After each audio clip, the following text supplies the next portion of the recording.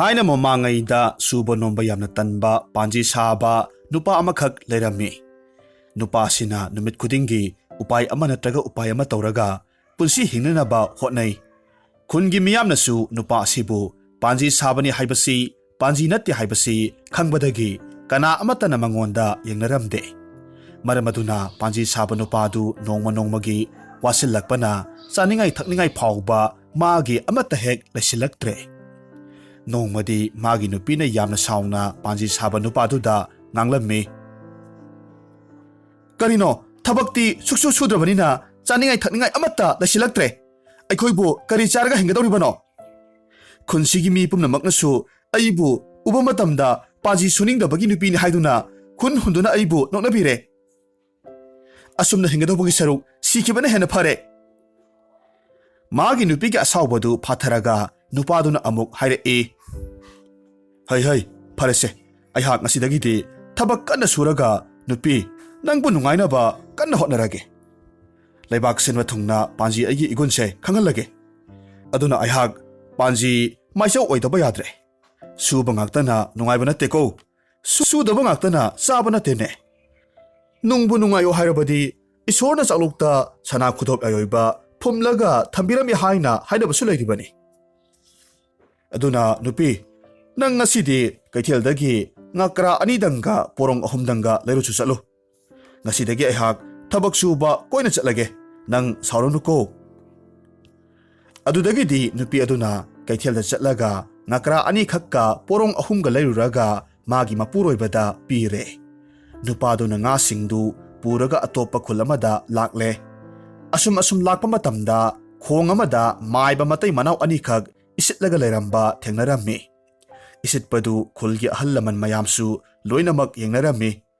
Isitpa loisilakpa matamda khong aduda nga amata hek leiramdre.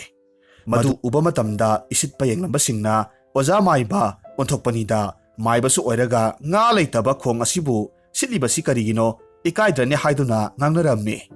Madu taba matamda maiba matai manau anidu yamna ikaijarami. Tanjaduda panji saba nupa aduna thangnabada laiba khong macha amada mahakna purakpa ngakra aniduga porong ahumduga lonna thadaramle. Aduga khong sitphamda lairiba miyamdugi mamangda maibaduda hanglae. Oza maiba ngabu ipa phabidabra. Matamduda khong sitpa yenglamasingduna amuk khumlae. Kadaidagi nganoda mahasoi. Thabak leitabagi aduk siliba haibaduni. Ngakha ama ni kadi pharamgadra.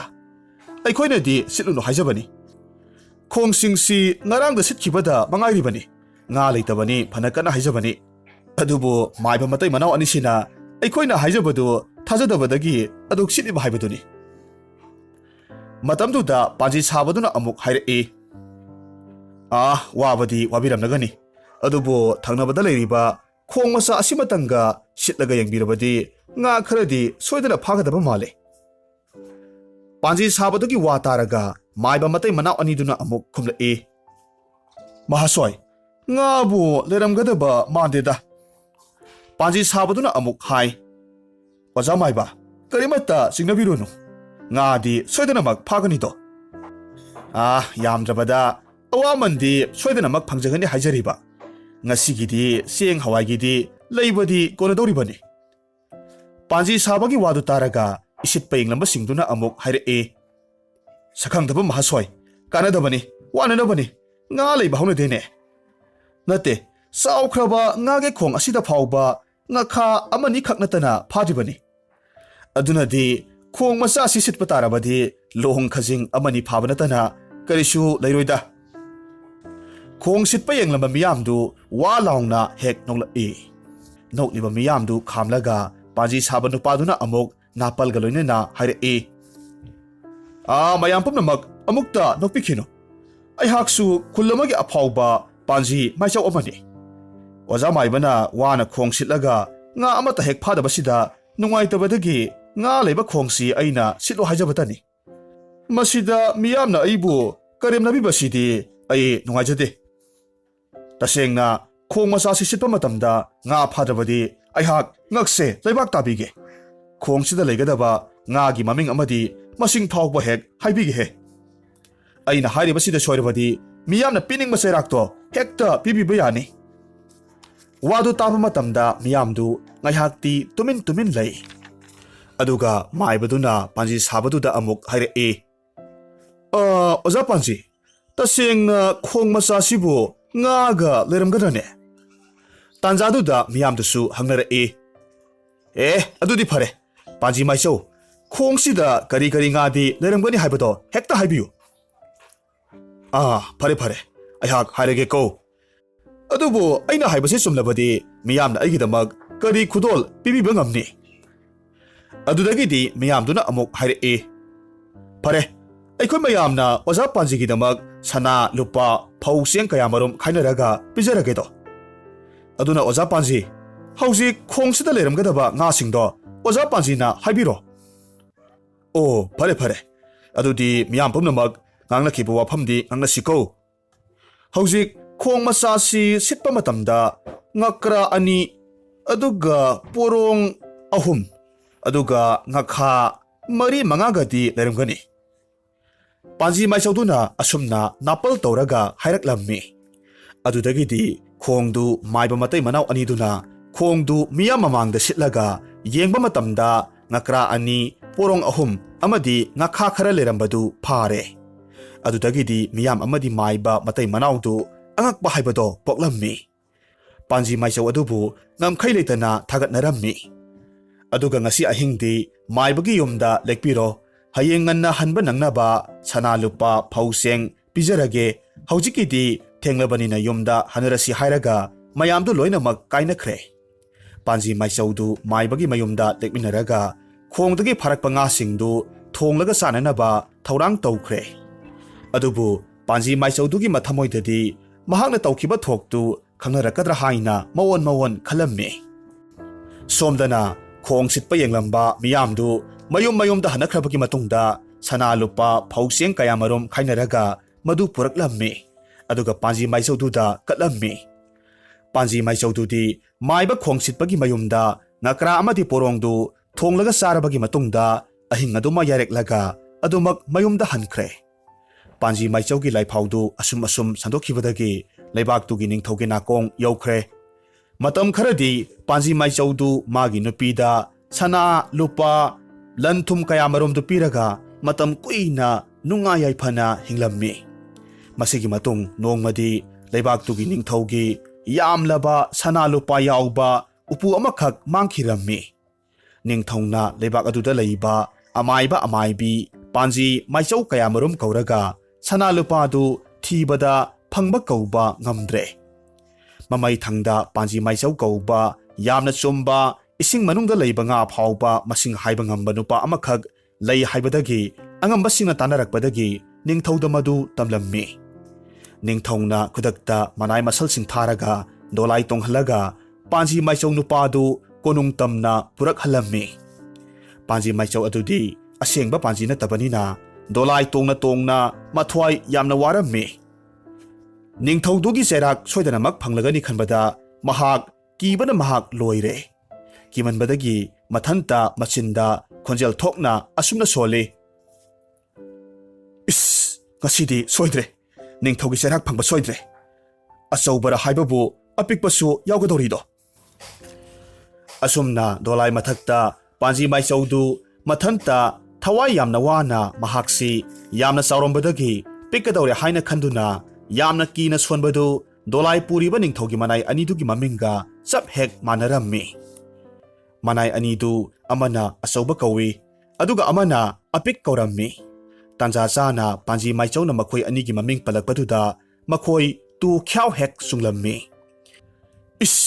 ꯑꯩꯈꯣꯏ ꯑꯅꯤꯅ ꯅꯤꯡꯊꯧꯒꯤ ꯁꯅꯥ ꯂꯨꯄꯥ ꯍꯨꯔꯥꯜꯂꯨꯕꯗꯨ ꯄꯥꯟꯖꯤ ꯃꯥꯏꯆꯧꯅ ꯌꯦꯡꯗ꯭ꯔꯤꯉꯩꯗ ꯍꯥꯟꯅ ꯈꯪꯈ꯭ꯔꯦ꯫ ꯀꯤꯃꯟꯈꯤꯗꯨꯅ ꯗꯣꯂꯥꯏꯗꯨ ꯊꯥꯗꯔꯒ ꯄꯥꯟꯖꯤ ꯃꯥꯏꯆꯧꯗꯨꯒꯤ ꯃꯈꯣꯡ ꯀꯣꯜꯂꯒ ꯃꯈꯣꯏ ꯑꯅꯤꯅ ꯑꯃꯨꯛ ꯍꯥꯏꯔꯛꯏ, ꯑꯣꯖꯥ ꯄꯥꯟꯖꯤ ꯃꯥꯏꯆꯧ, ꯑꯆꯧꯕ ꯑꯄꯤꯛ ꯍꯥꯏꯔꯤꯕ ꯃꯤꯑꯣꯏꯗꯣ, ꯅꯤꯡꯊꯧꯒꯤ ꯁꯅꯥ ꯂꯨꯄꯥ ꯍꯨꯔꯥꯜꯂꯨꯕ ꯃꯤꯑꯣꯏꯗꯣ ꯑꯩꯈꯣꯏ ꯑꯅꯤꯅꯤ꯫ ꯅꯤꯡꯊꯧꯗ ꯍꯥꯏꯗꯣꯛꯄꯤꯔꯕꯗꯤ ꯑꯩꯈꯣই ꯑꯅꯤ ꯁꯣꯏꯗꯅꯃꯛ ꯑꯉꯥꯡ ꯑꯣꯜꯂꯒꯅꯤꯗꯣ꯫ ꯑꯩꯈꯣꯏꯒꯤ ꯊꯋꯥꯏꯕꯨ ꯑꯃꯨꯛꯇꯗꯤ ꯀꯟꯕꯤꯌꯨ꯫ ꯎꯄꯥꯏ ꯑꯃ ꯇꯧꯔꯒ ꯑꯣꯖꯥꯅ ꯅꯤꯡꯊꯧꯗ ꯑꯩꯈꯣꯏ ꯑꯅꯤꯕꯨ ꯍꯥꯏꯗꯣꯛꯄꯤꯒꯅꯨ꯫ ꯗꯣꯂꯥꯏ ꯄꯨꯕ ꯅꯨꯄꯥ ꯑꯅꯤꯗꯨꯒꯤ ꯋꯥꯗꯨ ꯇꯥꯔꯨꯕ ꯃꯇꯝꯗ ꯍꯨꯔꯥꯟꯕꯁꯤꯡꯗꯨ ꯃꯈꯣꯏ ꯑꯅꯤꯅꯤ ꯍꯥꯏꯕꯁꯤ ꯈꯪꯕ ꯉꯝꯂꯦ꯫ ꯑꯗꯨꯗꯒꯤꯗꯤ ꯄꯥꯟꯖꯤ ꯃꯥꯏꯆꯧꯅ ꯑꯃꯨꯛ ꯍꯥꯏꯔꯛꯏ, "ꯑꯣ, ꯑꯗꯨꯗꯤ ꯐꯔꯦ, ꯅꯈꯣꯏ ꯑꯅꯤꯕꯨ ꯀꯟꯕꯤꯔꯒꯦ꯫ ꯑꯗꯨꯅ ꯁꯅꯥ ꯂꯨꯄꯥꯁꯤꯡꯗꯨ ꯀꯗꯥꯏꯋꯥꯏꯗ ꯊꯝꯃꯤ? ꯑꯩꯉꯣꯟꯗ ꯇꯁꯦꯡꯅ ꯍꯥꯏꯌꯨ." ꯋꯥꯗꯨ ꯇꯥꯕ ꯃꯇꯝꯗ ꯅꯤꯡꯊꯧ ꯃꯅꯥꯏꯗꯨ ꯍꯔꯥꯎꯔꯝꯃꯤ꯫ ꯂꯣꯏꯅꯅ ꯁꯅꯥ ꯂꯨꯄꯥꯁꯤꯡꯗꯨ ꯅꯤꯡꯊꯧꯒꯤ ꯁꯅꯊꯣꯡꯗ ꯂꯩꯕ ꯑꯁꯣꯡꯕ ꯃꯣꯡꯁꯣꯡꯗꯨꯒꯤ ꯃꯅꯨꯡꯗ ꯂꯩꯕ ꯑꯆꯧꯕ ꯈꯣꯡꯗꯨꯗ ꯊꯥꯗꯔꯒ ꯂꯣꯠꯂꯒ ꯊꯝꯃꯤ ꯍꯥꯏꯅ ꯄꯥꯟꯖꯤ ꯃꯥꯏꯆꯧꯗꯨꯗ ꯇꯝꯂꯝꯃꯤ꯫ ꯑꯗꯨꯒ ꯃꯈꯣꯏꯒꯤ ꯊꯋꯥꯏꯕꯨ ꯀꯟꯕꯤꯌꯨ ꯍꯥꯏꯅꯁꯨ ꯍꯥꯏꯖꯔꯝꯃꯤ꯫ ꯄꯥꯟꯖꯤ ꯃꯥꯏꯆꯧ ꯍꯔꯥꯎꯕꯅ ꯂꯣꯏꯔꯦ꯫ ꯑꯆꯧ ꯑꯃꯁꯨꯡ ꯑꯄꯤꯛ ꯑꯅꯤꯁꯤꯅ ꯍꯨꯔꯥꯟꯕꯅꯤ ꯍꯥꯏꯕꯗꯨ ꯅꯤꯡꯊꯧꯗ ꯍꯥꯏꯗꯣꯛꯄꯤꯔꯔꯣꯏ ꯍꯥꯏꯗꯨꯅ ꯀꯣꯅꯨꯡꯇꯝꯅ ꯑꯃꯨꯛ ꯃꯈꯣꯏ ꯂꯥꯛꯂꯝꯃꯤ꯫ ꯀꯣꯅꯨꯡ ꯍꯦꯛ ꯌꯧꯕꯒ ꯅꯤꯡꯊꯧꯅ ꯄꯥꯟꯖꯤ ꯃꯥꯏꯆꯧꯗ ꯁꯅꯥ ꯂꯨꯄꯥ ꯃꯌꯥꯝꯁꯤꯡ ꯃꯥꯡꯈꯤꯕꯁꯤꯡꯗꯨ ꯂꯩꯐꯥꯎ ꯇꯧꯗꯨꯅ ꯄꯨꯊꯣꯛꯄꯤꯅꯕ ꯌꯥꯊꯪ ꯇꯧꯔꯝꯃꯤ꯫ ꯑꯗꯨꯗꯒꯤꯗꯤ ꯄꯥꯟꯖꯤꯗꯨꯅ ꯂꯩꯃꯥꯏꯗ ꯆꯩꯇꯦꯛ ꯑꯃꯅ ꯉꯥꯏꯍꯥꯛꯇꯪ ꯈꯣꯠꯆꯤꯟꯅꯔꯒ ꯌꯥꯝꯅ ꯃꯨꯟꯅ ꯋꯥꯈꯜ ꯈꯜꯂꯒ ꯁꯅꯥ ꯂꯨꯄꯥꯁꯤꯡꯗꯨ ꯁꯅꯊꯣꯡꯗ ꯂꯩꯔꯤꯕ ꯑꯆꯧꯕ ꯈꯣꯡꯗꯨꯒꯤ ꯃꯅꯨꯡꯗ ꯂꯨꯞꯂꯒ ꯂꯣꯠꯂꯒ ꯂꯩꯔꯦ ꯍꯥꯏꯗꯨꯅ ꯅꯤꯡꯊꯧꯗ ꯍꯥꯏꯔꯝꯃꯤ꯫ ꯅꯤꯡꯊꯧꯅ ꯃꯅꯥꯏꯁꯤꯡꯗ ꯈꯣꯡꯗꯨ ꯈꯨꯗꯛꯇ ꯏꯁꯤꯡ ꯄꯨꯝꯅꯃꯛ ꯁꯤꯠꯇꯣꯛꯍꯟꯗꯨꯅ ꯌꯦꯡꯂꯨꯕ ꯃꯇꯝꯗꯗꯤ ꯁꯅꯥ ꯂꯨꯄꯥꯁꯤꯡꯗꯨ ꯄꯨꯝꯅꯃꯛ ꯃꯐꯝꯗꯨꯗ ꯂꯩꯔꯝꯂꯦ꯫ ꯅꯤꯡꯊꯧꯗꯨ ꯑꯗꯨꯛꯀꯤ ꯃꯇꯤꯛ ꯍꯔꯥꯎꯕꯅ ꯂꯣꯏꯔꯦ꯫ ꯄꯥꯟꯖꯤ ꯃꯥꯏꯆꯧ ꯑꯗꯨꯕꯨ ꯂꯩꯕꯥꯛꯀꯤ ꯄꯥꯟꯖꯤ ꯃꯀꯣꯛ ꯍꯥꯞꯂꯒ ꯁꯅꯥ ꯂꯨꯄꯥ ꯀꯌꯥꯃꯔꯨꯝ ꯄꯤꯔꯒ ꯃꯌꯨꯝ ꯇꯝꯅ ꯑꯃꯨꯛ ꯗꯣꯂꯥꯏꯗ ꯑꯃꯨꯛ ꯊꯤꯜꯍꯜꯂꯨꯔꯦ꯫ ꯑꯁꯨꯝꯅ ꯄꯥꯟꯖꯤ ꯃꯥꯏꯆꯧꯗꯨ ꯌꯥꯝꯅ ꯅꯨꯡꯉꯥꯏ ꯌꯥꯏꯐꯅ ꯑꯁꯨꯝ ꯄꯥꯜꯂꯝꯃꯤ꯫ ꯃꯇꯝ ꯈꯔ ꯂꯩꯔꯒ ꯑꯃꯨꯛ ꯌꯨꯝꯊꯪꯅꯕꯗ ꯂꯩꯕ ꯂꯩꯕꯥꯛ ꯑꯃꯗ ꯃꯇꯝ ꯀꯨꯏꯅ ꯅꯣꯡ ꯇꯥꯗꯕꯗꯒꯤ ꯏꯀꯪ ꯊꯣꯛꯄꯗꯒꯤ ꯄ꯭ꯔꯖꯥ ꯄꯨꯝꯅꯃꯛ ꯌꯥꯝꯅ ꯋꯥꯅ ꯄꯨꯟꯁꯤ ꯍꯤꯡꯅꯔꯝꯃꯤ꯫ ꯍꯥꯏꯔꯤꯕ ꯂꯩꯕꯥꯛꯁꯤꯒꯤ ꯅꯤꯡꯊꯧꯅ ꯄꯥꯟꯖꯤ ꯃꯥꯏꯆꯧꯒꯤ ꯋꯥꯔꯤꯁꯤ ꯇꯥꯕꯗꯒꯤ ꯃꯅꯥꯏꯁꯤꯡ ꯊꯥꯔꯛꯂꯒ ꯀꯔꯝꯕ ꯃꯇꯝꯗ ꯅꯣꯡ ꯇꯥꯒꯗꯒꯦ ꯍꯥꯏꯗꯨꯅ ꯌꯦꯡꯕꯤꯅꯕ ꯍꯥꯏꯖꯔꯝꯃꯤ꯫ ꯑꯗꯨꯗꯒꯤꯗꯤ ꯗꯣꯂꯥꯏꯗ ꯍꯥꯞꯂꯒ ꯄꯥꯟꯖꯤ ꯃꯥꯏꯆꯧꯗꯨ ꯄꯨꯔꯒ ꯑꯆꯧꯕ ꯎꯃꯪ ꯑꯃꯈꯛ ꯐꯥꯎꯔꯒ ꯏꯀꯪ ꯊꯣꯛꯂꯤꯕ ꯂꯩꯕꯥꯛꯇꯨꯗ ꯀꯣꯅꯨꯡꯇꯝꯅ ꯑꯁꯨꯝ ꯂꯥꯛꯂꯝꯃꯤ꯫ ꯎꯃꯪꯗꯨꯗ ꯑꯁꯨꯝ ꯂꯥꯛꯄ ꯃꯇꯝꯗ ꯄꯥꯟꯖꯤꯗꯨ ꯍꯟꯗꯛꯇꯤ ꯑꯩꯍꯥꯛꯁꯤ ꯁꯣꯏꯗꯅꯃꯛ ꯆꯣꯞꯄ ꯇꯥꯔꯦ, ꯅꯤꯡꯊꯧꯒꯤ ꯗꯟꯗꯤ ꯐꯪꯂꯒꯅꯤ ꯈꯟꯕꯗ ꯃꯊ꯭ꯋꯥꯏ ꯑꯗꯨꯛꯀꯤ ꯃꯇꯤꯛ ꯋꯥꯔꯝꯃꯤ꯫ ꯑꯗꯨꯅ ꯎꯃꯪ ꯑꯁꯤꯗ ꯂꯣꯠꯂꯒ ꯂꯩꯍꯧꯔꯒꯦ ꯍꯥꯏꯅ ꯈꯟꯕꯗꯒꯤ ꯄꯥꯟꯖꯤ ꯃꯥꯏꯆꯧꯅ ꯑꯃꯨꯛ ꯍꯥꯏꯔꯛꯏ, "ꯅꯤꯡꯊꯧ ꯃꯅꯥꯏꯁꯥ, ꯑꯩ ꯎꯃꯪꯁꯤꯗꯒꯤ ꯂꯥꯏ ꯈꯨꯔꯨꯝꯅꯅꯕ ꯍꯤꯗꯥꯛ ꯈꯔ ꯍꯦꯛꯎꯒꯦ, ꯑꯩꯕꯨ ꯉꯥꯏꯔꯝꯃꯨꯀꯣ." ꯑꯁꯨꯝꯅ ꯍꯥꯏꯔꯒ ꯃꯍꯥꯛ ꯎꯃꯪ ꯃꯅꯨꯡꯗ ꯆꯪꯈ꯭ꯔꯒ ꯑꯆꯧꯕ ꯂꯣꯛꯅꯨꯡ ꯑꯃꯗ ꯂꯣꯠꯂꯒ ꯂꯩꯈ꯭ꯔꯦ꯫ ꯂꯣꯛꯅꯨꯡꯗꯨꯗ ꯍꯪꯉꯣꯏ ꯃꯇꯩ ꯃꯅꯥꯎ ꯑꯅꯤꯈꯛ ꯋꯥꯔꯤ ꯁꯥꯟꯅꯕꯗꯨ ꯄꯥꯟꯖꯤꯗꯨꯅ ꯇꯥꯍꯧꯔꯝꯃꯤ꯫ ꯍꯪꯉꯣꯏ ꯂꯥꯕ ꯑꯗꯨꯅ ꯍꯪꯉꯣꯏ ꯑꯃꯣꯝꯗ ꯑꯁꯨꯝꯅ ꯍꯥꯏꯔꯝꯃꯤ, "ꯇꯥꯔꯤꯕ꯭ꯔꯥ? ꯂꯩꯕꯥꯛꯁꯦ ꯅꯣꯡ ꯇꯥꯗꯕꯗꯒꯤ ꯃꯍꯩ ꯃꯍꯩ ꯋꯥꯅꯔꯕꯅꯤ꯫ ꯑꯗꯨꯕꯨ ꯅꯍꯥꯟ ꯃꯈꯩ ꯅꯣꯡ ꯇꯥꯗ꯭ꯔꯕꯁꯨ ꯃꯊꯪꯒꯤ ꯆꯌꯣꯜꯁꯤꯗꯒꯤꯗꯤ ꯅꯣꯡꯁꯦ ꯌꯥꯝꯅ ꯀꯟꯅ ꯇꯥꯃꯟꯈꯤꯕꯗꯒꯤ ꯏꯆꯥꯎꯕꯨ ꯊꯣꯛꯂꯒꯅꯤꯗꯣ꯫ ꯑꯗꯨꯅ ꯁꯒꯥꯏꯒ ꯋꯥꯡꯅ ꯁꯥꯎꯗ꯭ꯔꯕꯗꯤ ꯇꯥꯏꯕꯪ ꯃꯤꯑꯣꯏꯕꯁꯤꯡꯁꯦ ꯂꯩꯐꯝ ꯐꯥꯎꯕ ꯂꯩꯔꯣꯏꯗꯧꯔꯤꯕꯅꯤ." ꯍꯪꯉꯣꯏ ꯑꯅꯤꯅ ꯁꯥꯟꯅꯔꯤꯕ ꯋꯥꯔꯤꯗꯨ ꯇꯥꯔꯨꯕꯗꯒꯤ ꯄꯥꯟꯖꯤꯗꯨ ꯎꯃꯪꯗꯒꯤ ꯊꯣꯛꯂꯛꯄ ꯃꯇꯝꯗꯗꯤ ꯅꯤꯡꯊꯧ ꯃꯅꯥꯏꯁꯤꯡꯗꯨ ꯉꯥꯏꯕ ꯃꯈꯩ ꯉꯥꯏꯔꯝꯂꯕꯒꯤ ꯃꯇꯨꯡꯗ ꯂꯣꯠꯈ꯭ꯔꯕꯅꯤ ꯍꯥꯏꯅ ꯈꯟꯕꯗꯒꯤ ꯀꯣꯅꯨꯡꯇꯝꯅ ꯑꯃꯨꯛ ꯆꯠꯈꯤꯔꯝꯃꯤ꯫ ꯄꯥꯟꯖꯤ ꯃꯥꯏꯆꯧꯗꯨ ꯌꯥꯝꯅ ꯀꯟꯅ ꯆꯠꯂꯛꯂꯒ ꯅꯤꯡꯊꯧ ꯃꯅꯥꯏꯁꯤꯡꯗꯨ ꯇꯥꯟꯅꯔꯛꯂꯝꯃꯤ꯫ ꯑꯗꯨꯕꯨ ꯀꯣꯅꯨꯡ ꯌꯧꯔꯝꯗꯥꯏ ꯃꯇꯝꯗ ꯑꯃꯨꯛ ꯅꯤꯡꯊꯧ ꯃꯅꯥꯏꯁꯤꯡꯗꯨꯒ ꯃꯍꯥꯛ ꯊꯦꯡꯅꯔꯦ꯫ ꯃꯗꯨꯗ ꯄꯥꯟꯖꯤ ꯃꯥꯏꯆꯧꯗꯨ ꯁꯥꯎꯃꯟꯈꯤꯕꯗꯒꯤ ꯅꯤꯡꯊꯧ ꯃꯅꯥꯏꯁꯤꯡꯗ ꯆꯩꯔꯒ ꯍꯥꯏꯔꯛꯏ, "ꯍꯥꯏ, ꯅꯤꯡꯊꯧ ꯃꯅꯥꯏꯁꯥ, ꯅꯈꯣꯏ ꯑꯩꯅ ꯅꯤꯡꯊꯧꯗ ꯇꯝꯂꯒ ꯁꯣꯏꯗꯅꯃꯛ ꯆꯩꯔꯥꯛ ꯄꯤꯍꯟꯒꯅꯤ꯫ ꯑꯩ ꯂꯥꯛꯇ꯭ꯔꯤꯕ ꯐꯥꯎꯕ ꯉꯥꯏꯔꯝꯃꯣ ꯍꯥꯏꯔꯒ ꯀꯔꯤꯒꯤ ꯇꯨꯃꯤꯟꯅ ꯆꯠꯂꯤꯕꯅꯣ?" ꯋꯥꯗꯨ ꯇꯥꯕ ꯃꯇꯝꯗ ꯃꯅꯥꯏꯁꯤꯡꯗꯨ ꯀꯤꯕꯅ ꯂꯣꯏꯔꯦ꯫ "ꯏꯅꯤꯡꯊꯧꯗ ꯍꯥꯏꯕꯤꯒꯅꯨ, ꯑꯩꯈꯣꯏ ꯂꯥꯟꯖꯔꯦ" ꯍꯥꯏꯗꯨꯅ ꯄꯥꯟꯖꯤꯗꯨꯗ ꯈꯨꯔꯨꯝꯖꯔꯒ ꯃꯇꯨꯡꯗ ꯗꯣꯂꯥꯏ ꯇꯣꯡꯍꯜꯂꯒ ꯑꯃꯨꯛ ꯀꯣꯅꯨꯡꯗ ꯑꯃꯨꯛ ꯆꯪꯂꯛꯂꯦ꯫ ꯂꯩꯕꯥꯛ ꯅꯤꯡꯊꯧꯅ ꯄꯥꯟꯖꯤꯗꯨ ꯍꯔꯥꯎ ꯇꯌꯥꯝꯅ ꯑꯣꯛꯂꯒ ꯅꯣꯡ ꯇꯥꯗꯕꯒꯤ ꯋꯥꯔꯤꯗꯨ ꯂꯤꯔꯒ ꯀꯔꯝꯕ ꯃꯇꯝꯗ ꯅꯣꯡ ꯇꯥꯒꯗꯒꯦ, ꯀꯔꯝꯅ ꯑꯋꯥꯕ ꯀꯣꯛꯀꯅꯤ ꯌꯦꯡꯕꯤꯌꯨ ꯍꯥꯏꯅ ꯍꯥꯏꯔꯝꯃꯤ꯫ ꯑꯗꯨꯗꯒꯤꯗꯤ ꯄꯥꯟꯖꯤ ꯃꯥꯏꯆꯧ ꯑꯗꯨꯅ ꯂꯥꯏꯒꯤ ꯍꯩꯔꯝ ꯂꯩꯔꯝ ꯊꯥꯔꯒ ꯆꯩꯇꯦꯛ ꯑꯃꯅ ꯂꯩꯃꯥꯏꯗ ꯈꯣꯠꯂꯒ ꯉꯥꯏꯍꯥꯛ ꯇꯨꯃꯤꯟꯅ ꯂꯩꯔꯨꯔꯕꯒꯤ ꯃꯇꯨꯡꯗ ꯋꯥꯈꯜ ꯇꯧꯏ꯫ ꯑꯗꯨꯒ ꯑꯃꯨꯛ ꯅꯤꯡꯊꯧꯗ ꯍꯥꯏꯔꯛꯈꯤ, "ꯏꯅꯤꯡꯊꯧ, ꯀꯔꯤꯁꯨ ꯋꯥꯕꯤꯔꯨꯒꯅꯨ, ꯆꯌꯣꯜ ꯑꯃꯒꯤ ꯃꯇꯨꯡꯗ ꯅꯣꯡꯁꯤ ꯑꯇꯠ ꯑꯈꯝ ꯂꯩꯇꯅ ꯆꯨꯔꯒꯅꯤꯗꯣ꯫ ꯑꯗꯨꯕꯨ ꯑꯋꯥꯕꯗꯤ ꯅꯍꯥꯟ ꯃꯈꯩ ꯅꯣꯡ ꯆꯨꯗꯕꯒꯤ ꯏꯁꯤꯡ ꯃꯌꯥꯝꯗꯣ, ꯅꯣꯡꯒꯤ ꯂꯥꯏꯗꯣ ꯏꯅꯤꯡꯊꯧꯒꯤꯗ ꯄꯨꯂꯞ ꯍꯦꯛ ꯂꯩꯔꯦ꯫ ꯑꯗꯨꯅ ꯅꯣꯡꯁꯤ ꯄꯨꯟꯅ ꯍꯦꯛ ꯇꯥꯔꯛꯂꯒꯅꯤꯗꯣ꯫ ꯑꯗꯨꯅ ꯏꯅꯤꯡꯊꯧ, ꯏꯆꯥꯎ ꯊꯣꯛꯄꯗꯒꯤ ꯄ꯭ꯔꯖꯥ ꯃꯌꯥꯝꯁꯦ ꯂꯩꯐꯝ ꯂꯩꯔꯣꯏꯗꯧꯔꯤꯕꯨ ꯏꯅꯤꯡꯊꯧꯅ ꯂꯩꯕꯥꯛ ꯁꯤꯟ ꯊꯨꯡꯅ ꯁꯒꯥꯏ ꯁꯥꯅꯕ ꯂꯥꯎꯊꯣꯛꯄꯤꯔꯣ." Wadu taba matamda ningthaudu yamna haraurammi aduga amuksu isaugi wai khudakta manai sing tharaga lebak paujal piraga sagai sahalammi masigi matungda sayol ama hek phabaga nongna mit mai pangba ngamdaba makhai chutharaklammi panji maichogi wahai singdu loinamak sumbaduda ningthaudu aduki matik penbadagi sana lupa kaya marum piraga lebak tugisu panji makok haplaga dolai tonghalaga amuk mayumda thinbikhi asumna suningdaba atanba lairaba panji saba nupadu mahaki wakhal loksing kaya marum puthuklaga magi sinphamda kanna honabadagi laina chanbibadagi aphauba panji maichau ama haibado oiba ngamkhi warisi nungai biragadi like tobiramo amasung comment amamamtang pibiramo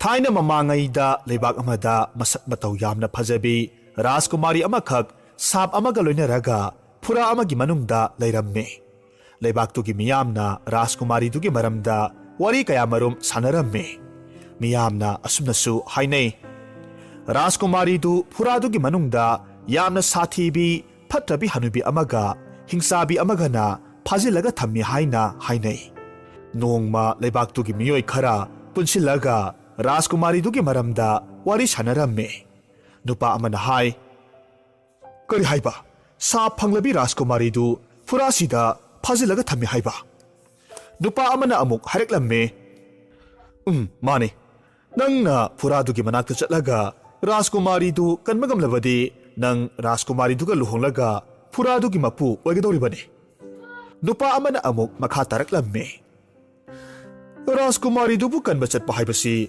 araiba thabakti natte changyan kaya marum torabagi matungda mai paklabadi Rajkumari du kan mangamdori bane adubu changyang singdu mai pakpa ngamlabadi hingna halak pahaibasi oithokloi mioi kaya marum su Rajkumari dubu kanaba chaloba matamda mai thibadagi ngasi phauba mafam khangdana leiribane sanariba wari singdu yangbana laptakna taramme Yangba kunaduda mapa amadi manaw nupa yoy mayayga makoy ahumkak leizabane masin manaw anidudi aduki matik khetnaramme manaw nupa yoy mayaydi honaba kalle puksel chawi minung si yamna lay matam pumnamakta mapagi thabak inkhangda mateng pange yangbadi yamna tanba thabak suningdaba puksel yamna pikpa mapagi thabakta mateng pangnaba hairabasu tasinada magi thokba hekta chatkiba mitane yangbana Rajkumari dugi wari du tarabagi matungda mahakna khalamme mahakna Rajkumari dubu kallabagi matungda leibak tugi ningthau oigani asumna khalaga mahak mayumda amuk halakhe aduga mahakna tarakpa wari pumnamak mapa amadi manaw nupada loinamak tamme aduga mahak phura dugi manakta chatlaga Rajkumari dubu kalunabagidamag mapagi maphamda yamna kanna haijaramme masano pa na haijaman baduda mapadu ahanbada yadrabasu mamay thangda yaramme khongchat adugidamak machano paduda mapana sagol amaga thangsang amaga pibiramme mapa amadi manaw nupada bidai piramnabagi matungda yangba mahaki khongchattu chatpa haure yangba mahaki minungsi khangdaba puksel pikpa phattaba matawduna mahakna mahaki lambida tengnarakpa posak khudingmakpu yanthai thingaiduna thanamme pambi kaya marum yanthatlaga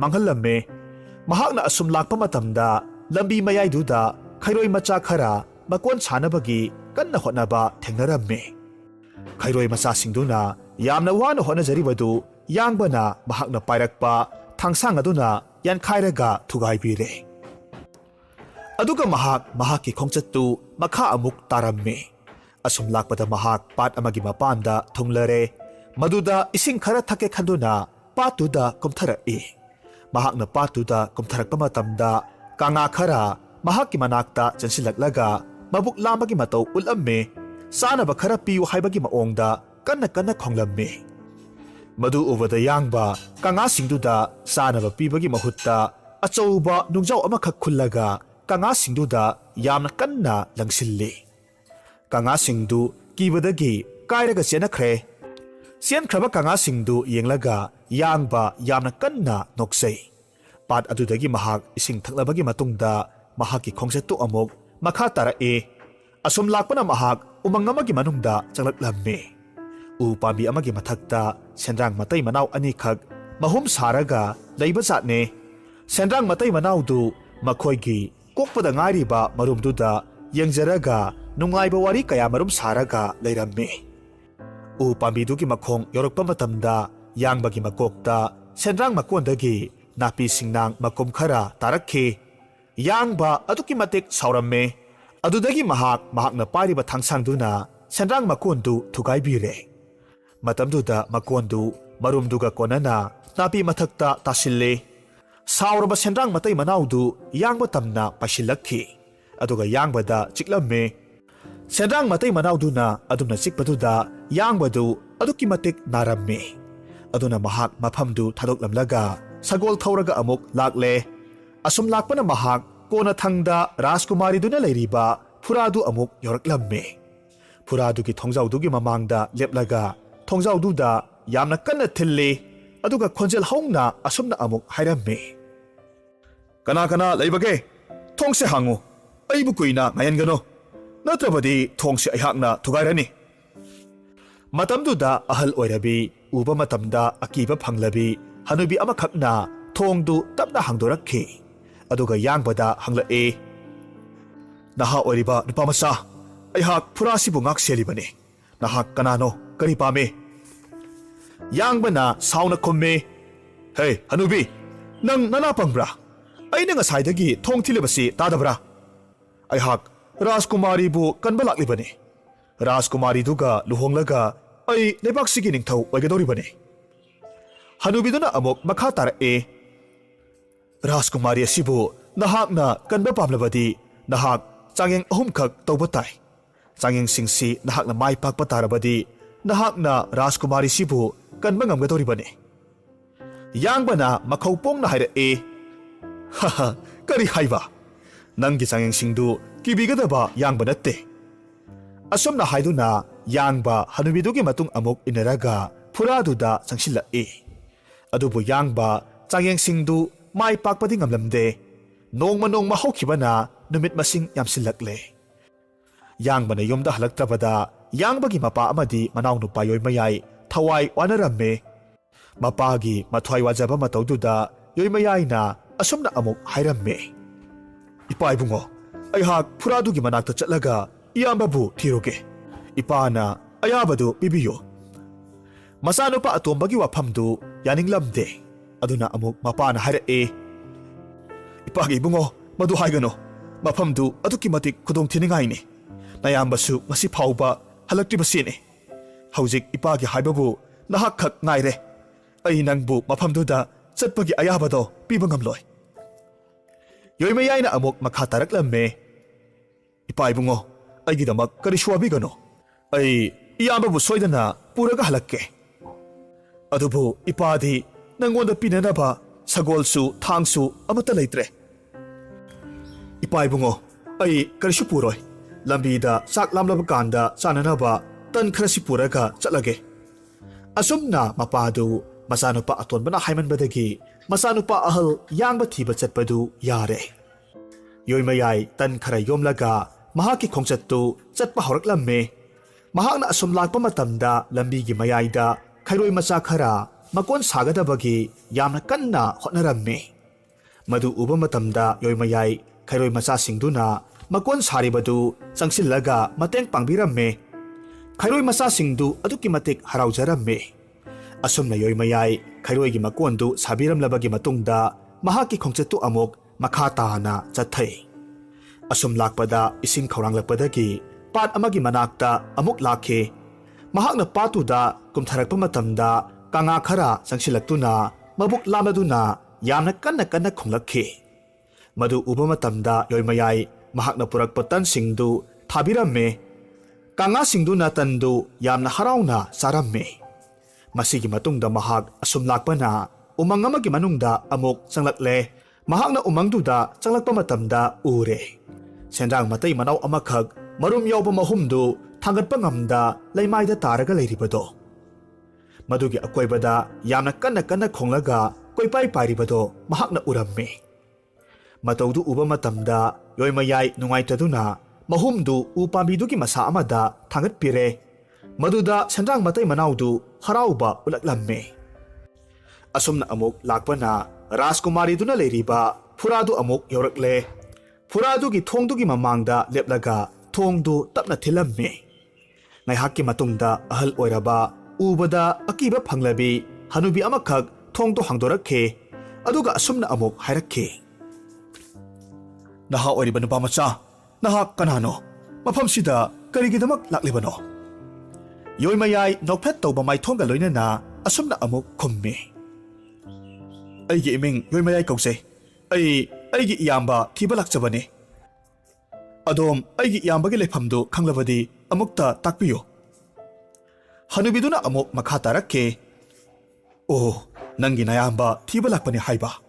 Phare, adudi nahak changeng ahumkhak mai pakpa tai. Karigumba nangna changeng singdu mai pakpa tarabadi nangi nayamba busu kanba ngamni. Aduga nahak leibaksigi Rajkumari ka luhongnaga leibaksigi ningthau oigadoribani. Karigumba nangna mai pakpa ngamdrabadi nangsu nayambagum yumda hanba yaroi. Yoimayai wakhal ngaihak khalabagi matungda changyeng singdu pangthokpa haibadu yare. Asum tongna mahak hanubidugi matung illaga Phuradugi manungda amuk changkhre. Hanubiduna yoimayai bu leikol amada puraklamme. Numit lei maru bora amakhak haidoklaga asumna amuk hairakhe. Nupamasa masigi numit lei maru singsi amata sithadana pung amagi manungda khungedabane. Asumna hairamlaga hanubidu chatkre. Yoimayai matha yamna sahana numit lei maru singdu khunanaba honaringai matamsida khanghaudana khairoi macha mayam amakhak laklaga numit lei maru singdu amata sithada khunbiramme. Yoimayai adukki matik harauраmme. Aduga khairoi macha singduda thagat wahai kaya marumsu hairamme. Ngaihakki matungda hanubidu amuk lakle. Yoimayai na numit lei maru boradu hanubiduda piramme. Hanubidu madu uba matamda yamna ngakhe aduga anisuba changengidamak yoimayai bu hanubiduna pat amagi manakta amuk purakle. Aduga amuk asumna hairae. Yengo masigi khudopsi nangna isingi irolnungdagi phangnaba thigadabane. Karigumba phangrabadi nang nayomda hanba yaroiko. Asumna haiduna hanubiduna khudoptu isingda thadakhiramme. Yoimayai handakti mahak hingre haina khalamme.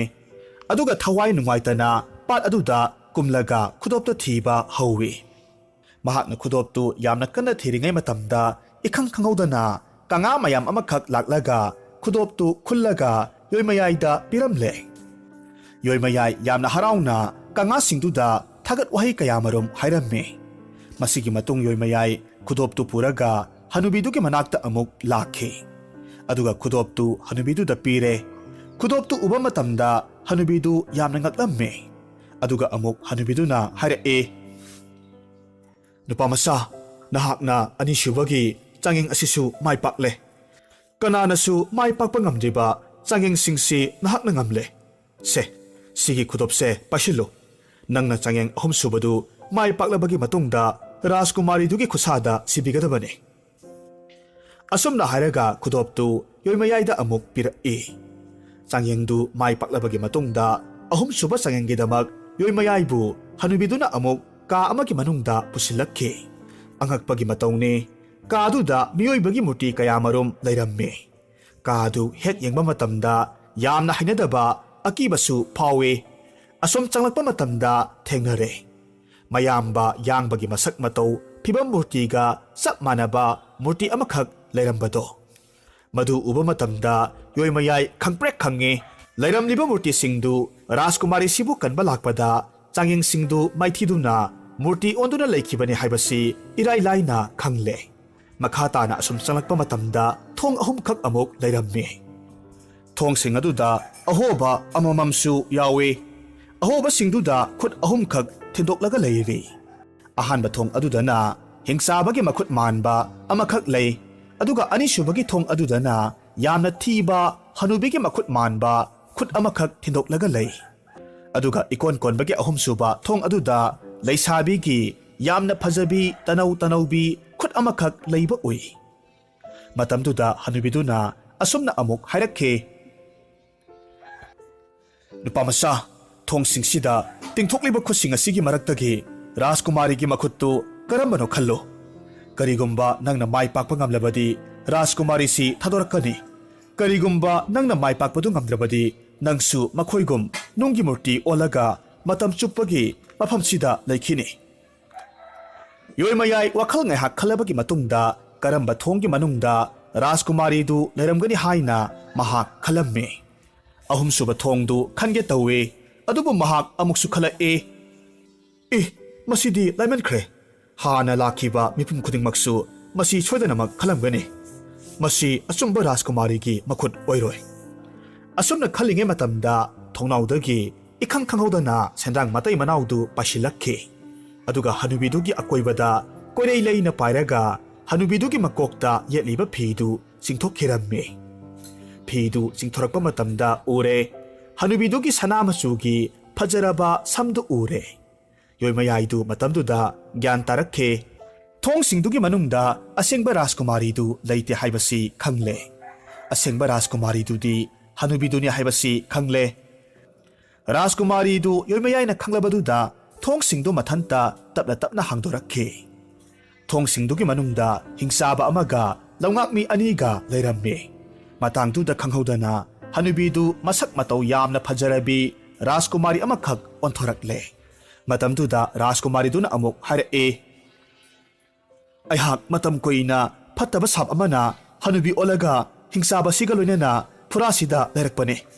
Kanagumbana sayang singsi mai pakpa ngamlabadi aihak mi amuk olakani haiduna changyang singsibu mai pakpa ngamba kanagumba mi amakhak ngairakpane.